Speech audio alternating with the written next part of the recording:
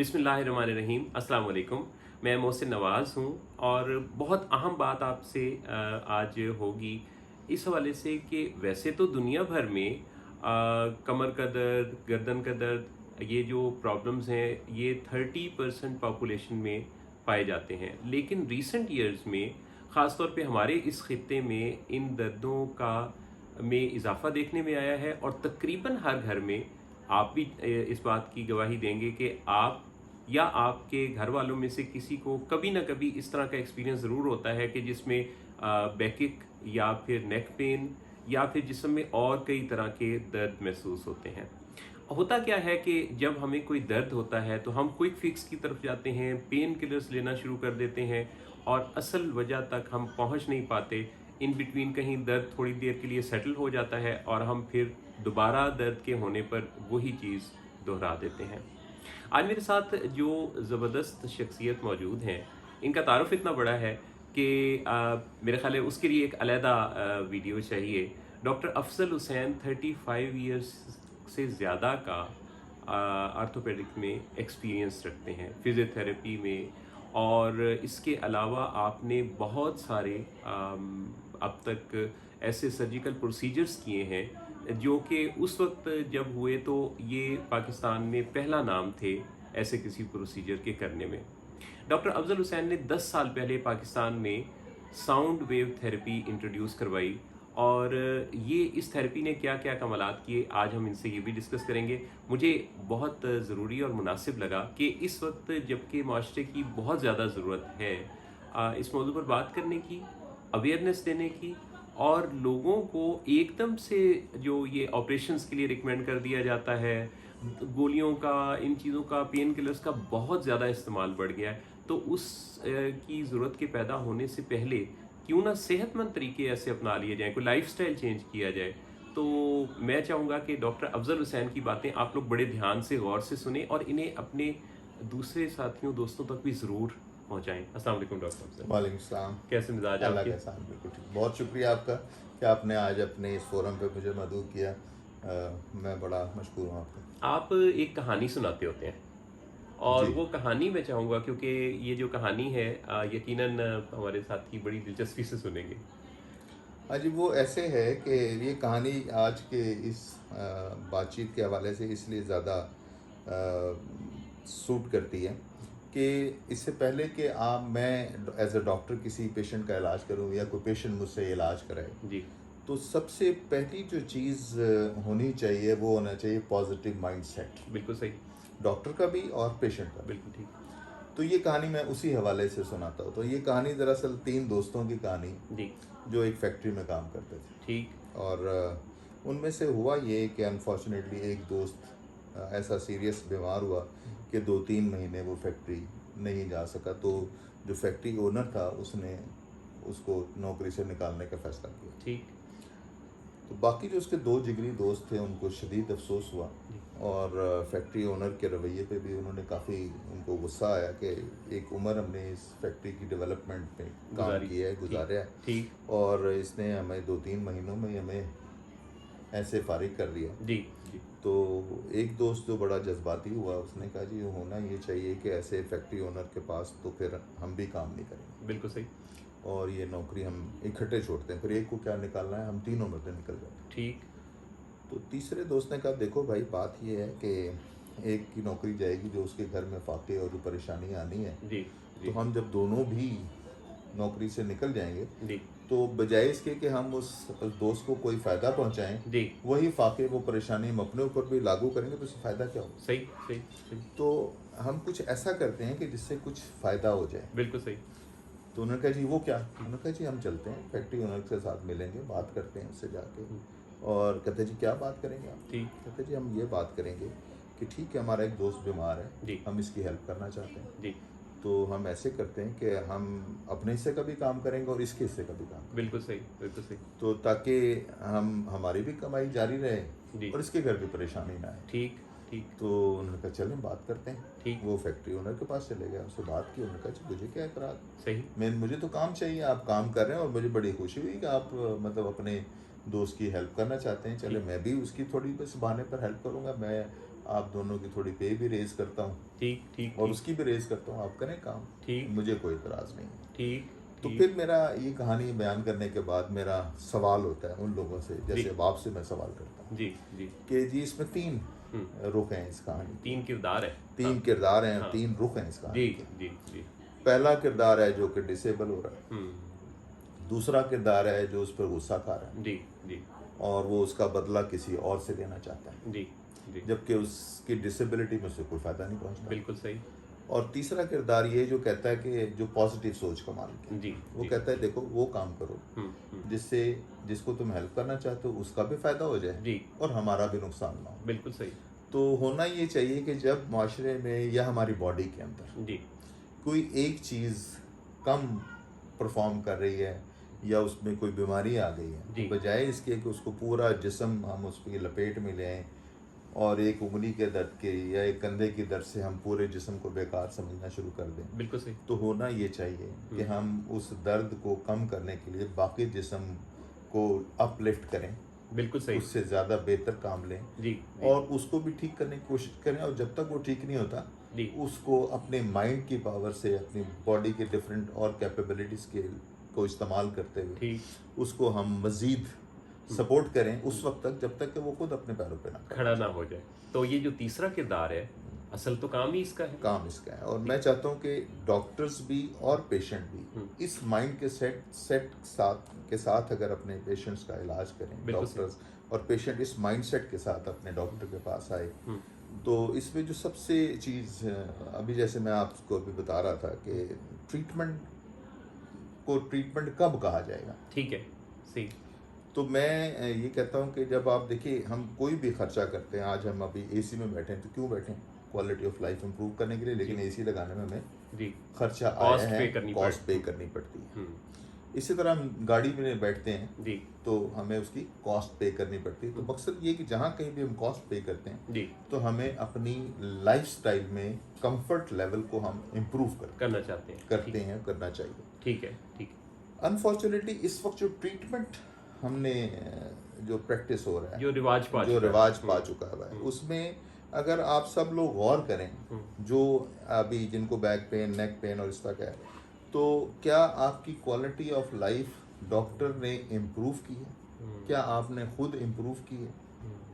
तो होता ये है कि आप नमाज अच्छे पहले मुसल्ला पे पढ़ते पढ़ते आप कुर्सी पर आ जाते हैं, क्या आपने लाइफ इम्प्रूव की है? सही सही। आप सीढ़ियाँ चढ़ते चढ़ते सीढ़ियाँ चढ़ना छोड़ देते हैं, अपने बच्चे को गोद में लेना छोड़ देते हैं, आप अपनी जॉब से छुट्टी करना शुरू कर देते हैं। बिल्कुल सही। तो क्या आपने लाइफ इम्प्रूव की है?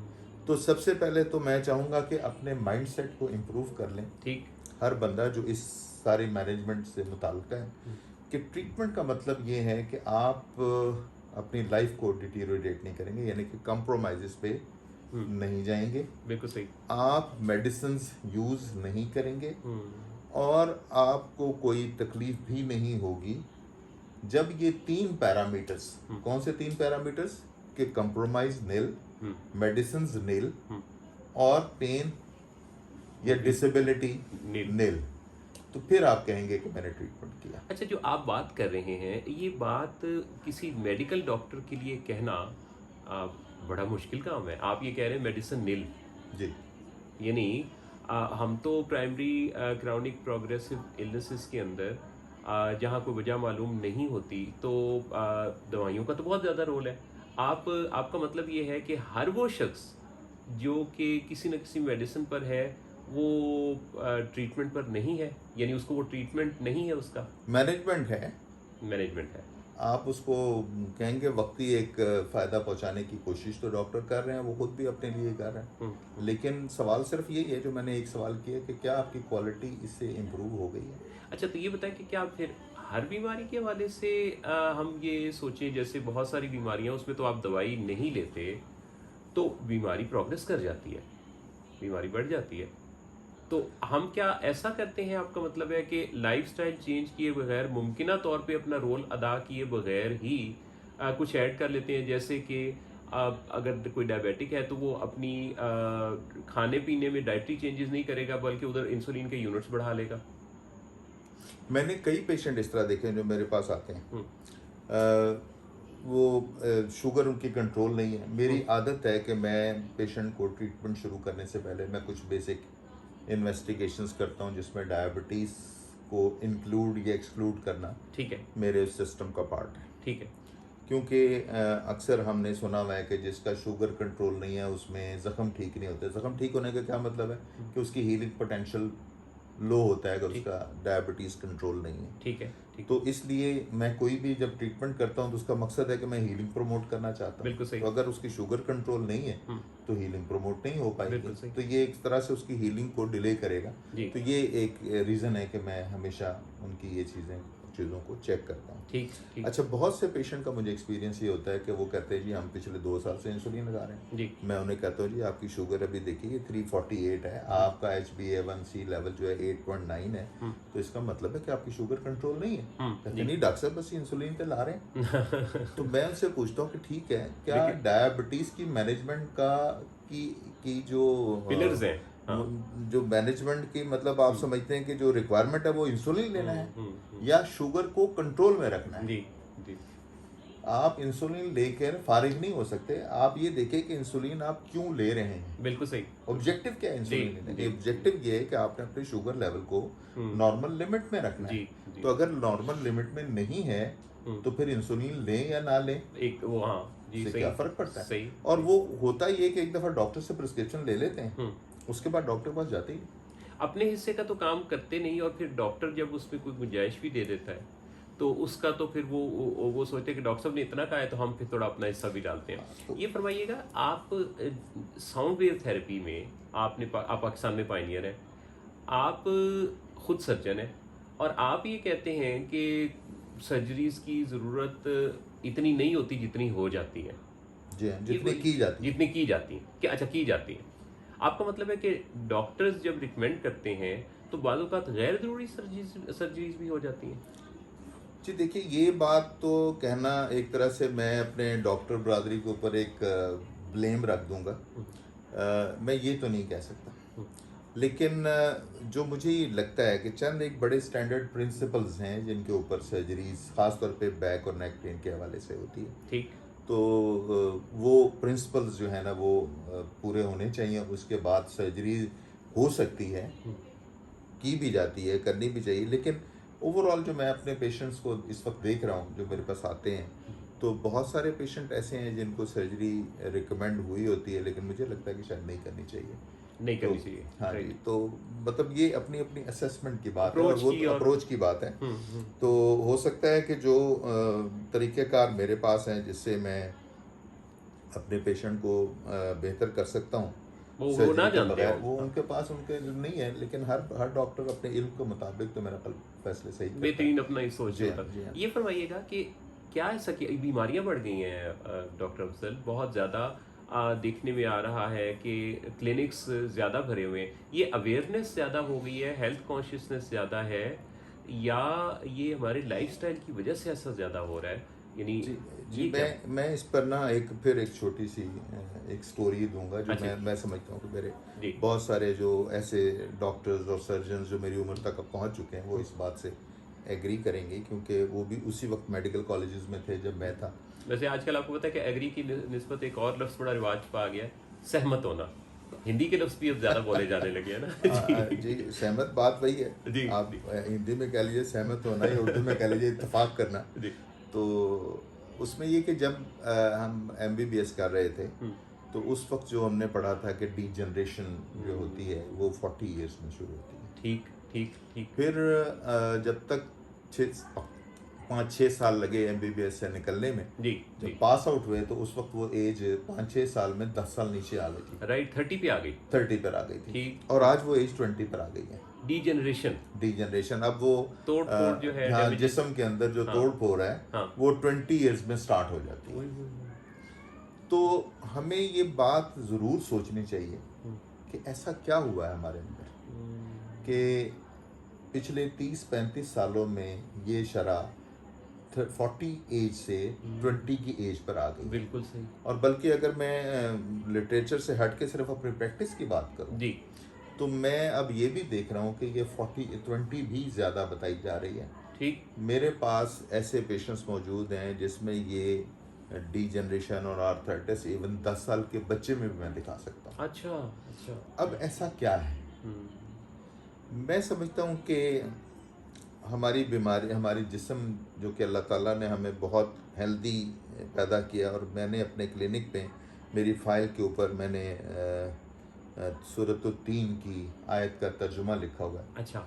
और वो आयत इस तरह है कि बिस्मिल्लाहिर्रहमानिर्रहीम लक़द खलक़नल इंसान फ़ी अहसन तक़वीम, कि अल्लाह ताला ने इंसान को बेहतरीन सूरत में पैदा किया। सुभान अल्लाह। यानी कि अल्लाह की जितनी भी मखलूक़ात हैं, मखलूक़ात तख्लीक है, उसमें हम इंसान वो हैं जो कि बेहतरीन हैं। बिल्कुल सही। अब ये बेहतरीन कैसे हैं?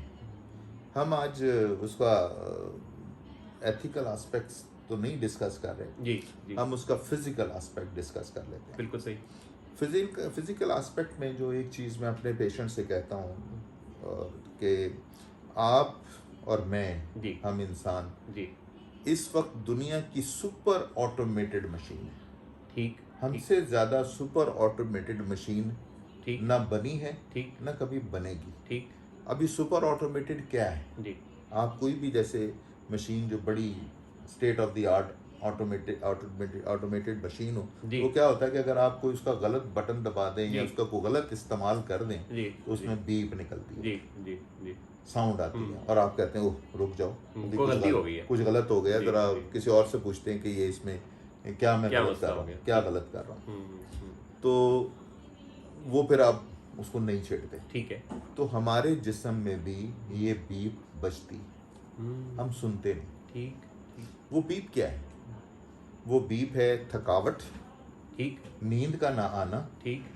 और दर्द का होना। ये वार्निंग सिस्टम्स। ये वार्निंग सिस्टम। ठीक ठीक। ये अगर तीनों में से कोई एक भी आपके बॉडी में आ रहा है, तो आपको ज़रूर, मतलब अगर एक रात अगर नहीं हुआ, ये एक दिन हुआ है और रात आप सो गए, सुबह उठे ठीक थे, तो फिर तो परेशान ना होइए। ठीक है ठीक है। लेकिन अगर आपको तकरीबन, मैं समझता हूँ 2 हफ्ते, हमें एक वो लैंडमार्क रख लेना चाहिए जी जी कि अगर 2 हफ्ते आपको ऐसे ही गुजरता है, जी तो जी। फिर आपको लाजमी अपनी इस बीप को सुनते हुए डॉक्टर्स के पास जाना चाहिए। थकावट, नींद का ना आना और थकावट, दर्द का नींद का, होना। हाँ, थकावट, नींद का आना और दर्द का होना, ये और ये 3 कहीं भी। कहीं भी, किसी भी जगह, कैसे भी। हम्म, तो ये हम बीप को अगर समझना शुरू कर दें, फिर उसके बाद ये तो एक इंडिकेटर है। मैं अब यहाँ पर ना, हम जो आज की हमारी गुफ्तगू जो आपने अच्छा। फरमाया था, लेकिन नहीं, मैं अब बात चूंकि बड़ी कीमती हो रही है, वो कि आप यानी इसमें काफ़ी डिटेल पे बात करने की जरूरत है, लेकिन एक सवाल मेरा ये है। देखिए, इस वक्त जो लोग आपको देख रहे हैं, सुन रहे हैं, अगर किसी को थकावट होती है, और अगर किसी को नींद नहीं आती, और अगर किसी को दर्द भी महसूस होता है, तो ये तो एक बहुत ब्रॉडर स्केल बन रहा है ना। वो किसके पास जाए? किसका पेशेंट है वो? देखिए, सबसे पहले तो उसको अपने जनरल प्रैक्टिशनर के पास ही जाना चाहिए। ठीक है ठीक। कोई भी अच्छे जो समझदार उनके इर्द गिर्द जनरल प्रैक्टिशनर्स हैं, फैमिली फिजिशियंस, उनके पास जाना चाहिए। वो ज़ाहिर है उनको कोई ट्रीटमेंट देंगे, इन्वेस्टिगेट करेंगे, साथ तसल्ली भी दे देंगे। हाँ, थोड़ी सी। और वो ट्रीटमेंट भी कर लें। अगर उसके बाद भी पेशेंट रिस्पॉन्ड नहीं करता, तो फिर वो बताएंगे कि किस स्पेशलिस्ट के पास जाना है। मेरा ख्याल पेशेंट को खुद से ये डिसाइड डिसीजन नहीं करनी चाहिए। गूगल डॉक्टर से भी नहीं मशवरा करना। ये एक बड़ा, आपने बड़ा सेंसिटिव सा सवाल कर दिया, इसका जवाब मैं नहीं देता। ठीक ठीक। अच्छा, ये बताइए कि ये जो लाइफस्टाइल चेंज है जिसको आप रिकमेंड कर रहे हैं, मैं अगर आपसे पूछूं कि एक सेहत पर, आप 62 ईयर्स के इस वक्त हैं, और मैंने भी आपसे पूछा कि आपकी सेहत कैसी है, आप फिट फाट हैं, आप पराठे भी खाते हैं, आप का ब्लड प्रोफाइल, बाकी सारी चीज़ें भी बिल्कुल ठीक है, आपकी फैमिली में भी, तो ये जो एक बहुत सेहतमंद किस्म का इंसान होता है, अगर कोई 4-5 मोटी मोटी चीज़ें वो कौन सी हैं जो कि अपना ली जाएं, तो एक सेहतमंद तर्ज ज़िंदगी जो है वो गुजार सकता है? उसमें जी, मैं, अल्लाह ताला ने, जैसे मैंने अभी कहा कि अल्लाह ताला ने इंसान को बेहतरीन सूरत पैदा किया, और उसको ऑटोमेशन भी है, और उसके अंदर बीप भी बजती है। तो हमें ये जानना चाहिए कि कौन से फैक्टर्स ऐसे हैं जो हमारी बॉडी पर बैड इफेक्ट करते हैं। ठीक है ठीक। उसमें 3 मेजर फैक्टर्स हैं। अच्छा अच्छा। पहला फैक्टर तो है पैदाइशी। एज, मतलब कंजेनिटल उसको प्रॉब्लम्स कह लीजिए, लेकिन ये बहुत ही स्मॉल परसेंटेज है फॉर्चुनेटली, अच्छा अच्छा बहुत ही स्मॉल परसेंटेज है ठीक कि जिसमें हमें पैदाइशी तौर पे या जीन्स रिलेटेड कोई नक्स प्रॉब्लम नक्स आते हैं। अच्छा ठीक ये ज़्यादा नहीं है, बहुत कम है। ठीक ठीक ठीक तो दूसरा है आपका एनवायरनमेंट, ठीक और तीसरी है आपकी डाइट। अच्छा ठीक अच्छा, अब हम पहले डाइट से शुरू करते हैं। मैं आज सिर्फ आपको, क्योंकि टाइम कंस्ट्रेंट है, तो मैं ठीक। सिर्फ नाम लेता जाऊंगा। जी डाइट में आपको ज़्यादातर जो है ना फ्रेश और जो ऑर्गेनिक डाइट है, जो जो जो नेचुरल चीज़ें होती हैं, मसलन अगर आपने जूस पीना है तो डब्बे का ना पीजिए। ठीक है आप हमारे तो सड़कों पे फल बिखरे हुए, फल वहाँ से लीजिए ताज़ा, और ताज़ा जूस पी लीजिए, ठीक है ठीक और उसमें चीनी की मिलावट ना कीजिए। ठीक है ठीक ठीक है जी? ठीक तो फल खा लीजिए आप, ठीक है नेचुरल डाइट के पास रहिए, ठीक है फल लीजिए, दूध लीजिए, और ये नट्स लिए जा नट्स लीजिए। कैल्शियम का बड़ा हाई सोर्स है बादाम और ये नट्स वगैरह, ठीक और है। वो फल जो आप चबा के खाते हैं, ठीक अच्छा ठीक ठीक है जी, सॉलिड फल जो होते हैं उनमें सब में कैल्शियम है, सब में आयरन है। ठीक ठीक तो उन चीज़ों का इस्तेमाल रही, मतलब stay close to the natural environment. आटा वही ले लें जो बाजार में मिलता है। आटा जो बाजार में मिलता है ना, उसमें तो सब कुछ निकाला होता है ना, वो अच्छा। मैदे मैदे वाला ज़्यादा होता है। तो जो ग्रेन्स वाला आटा होता है ना, अच्छा मेरा अच्छा वो ज़्यादा चक्की बेहतर से है। जाके खुद चक्की से जो लेते हैं वो ज़्यादा बेहतर आटा होता है। ठीक ठीक तो वो आटा ले लीजिए, या अपने पास गंदम रखिए, गंदम पिसा के वो आटा लीजिए। ठीक है ठीक तो और रोटी घर में बनाइए, नान ज़्यादा ना खाइए। और अच्छा कोलास पी सकते हैं। सबसे बड़ा जो इस वक्त प्रॉब्लम आ गया ना हमारे डाइट के अंदर, जी जी वो यही है जी, ये डब्बे के दूध, डब्बे के जूस, और वो ड्रिंक्स जिनको खोलते हुए गैस निकलती है अचानक हाँ जी, उसकी उनमें से आवाज उनमें से गैस जी वो बच्चे से ज़्यादा अच्छा उसकी आवाज़ निकलती है। जी वो बोतल खुलने की जो आवाज़ है और उसके साथ जो गैस निकलती है, सही सही सही ये गैस का मैं आप सबसे एक कहूँगा कि आप एक तजुर्बा कर लें। अंडे का छिलका है ना, जी क्लोज टू द बोन है उसकी ठीक स्ट्रक्चर जो है, ठीक अंडे का जो अच्छा छिलका होता है। ठीक ठीक आप बोतल में वो पेप्सी या कोई भी, मैं नाम नहीं लेता, फिर वो आप उसको इतराज़ होते भिगो हैं। के रखते हैं। उसके अंदर आप किसी भी कार्बोनेटेड ड्रिंक के अंदर आप वो अंडे का छिलका डालिए, 5 मिनट बाद वो छिलके को निकाल के देखिए, वो तो यकीन कीजिए जो उस छिलके का हाल है वही हाल आपके हड्डियों का है। हड्डियों का है। अब मेरे पास इस वक्त मेरे एक्सपीरियंस में अभी पिछले लास्ट वीक में 2 यंग बंदे आए। एक खातून थी जिनकी एज 30 और एक लड़का जिसकी एज 24। ठीक ठीक ठीक तकरीबन 2 फुट का उन्होंने कोई नाला या डिच को एक जगह पे हल्का सा छलांग मार के आगे उसको पार करने की कोशिश की। तो एक का ये पीछे वाला टेंडन, जिसको एक्किलिस टेंडन बोलते हैं, जिस पर फिल्म बनी ना एक्किलिस, ठीक वो ट्रॉय एक फिल्म है, उसमें एक्किलिस है ना जी, अच्छा। जिसके नाम पर ये इस टेंडन का नाम रखा गया। ठीक, वो ठीक। बहुत ही ताकतवर ठीक एक फाइटर था। ठीक तो ठीक ये मतलब हमारे जिस्म का मजबूत तरीन टेंडन है, ठीक। जो एड़ी के ऊपर जाके लगता है। ठीक ये रप्चर हो गया।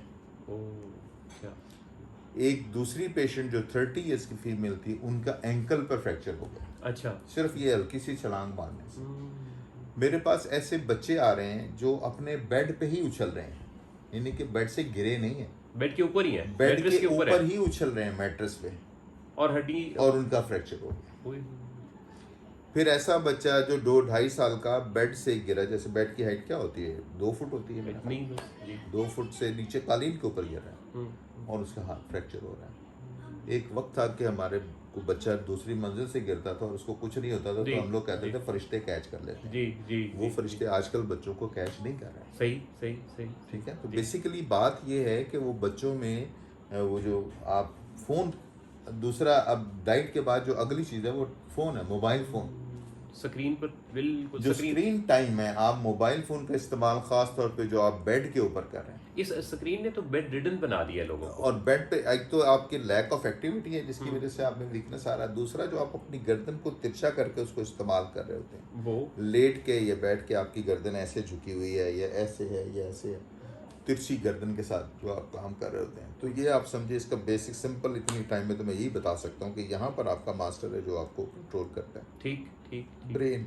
ठीक। और उसकी सारी नसें यहाँ आपकी गर्दन से गुजर रही हैं। अगर आप यहाँ पर तिरछा करते हैं तो समझिए आपकी जो केबल है, जो ट्रांसमिशन लाइन है, आपने उसको किंक कर दिया। सही सही तो सही। जब उसको किंक कर दिया तो ब्रेन का कंट्रोल पुअर हो गया और आपकी पूरी बॉडी में वो वीकनेस हो गई, जो कि आपको रिफ्लेक्सली वो स्ट्रेंथ चाहिए होता है कि अगर फर्ज कीजिए मैं अभी यहाँ बैठा हूँ और इस सोफे की एक टांग अचानक टूट जाए, जी जी। और तो मैं अपने हाथ से अपने आप को गिरने से बचाएंगे। फौरन हाँ। बचाऊंगा। ये इख्तियारी नहीं है, ये रिफ्लेक्स एक्शन है। जी जी जी। और ये रिफ्लेक्स एक्शन जितना क्विक होगा और जितना एक्यूरेट होगा, उतना ही आप अपने आप को इंजरी से बचा बचा सकते हैं। पाएंगे। सही। और अगर ये क्विक नहीं है और ये स्लगिश हो गया है इस केबल के किंक होने की वजह से, जी। तो फिर आप ऐसे गिरेंगे जैसे कोई लकड़ी का लॉग गिरता है नीचे। बिल्कुल सही। बिल्कुल ऐसे स्टिफ होके नीचे गिरेंगे। मैं समझा और ऐसे गिरते हैं जैसे कोई किसी की नजरों से गिरता है।